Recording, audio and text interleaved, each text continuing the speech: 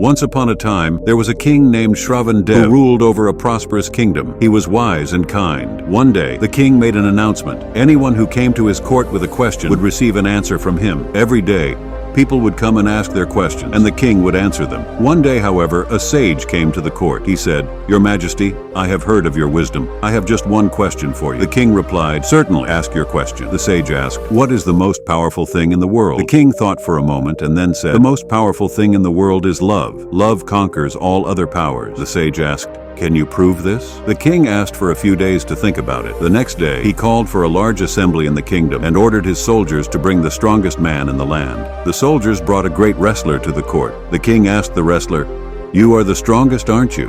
Can you defeat anything?" The wrestler proudly replied, "Yes, Your Majesty, I can defeat anyone." At that moment, the king's daughter entered the court and approached the wrestler. She softly asked, "Can you defeat me?" The wrestler saw the princess looking at him with love and respect in her eyes.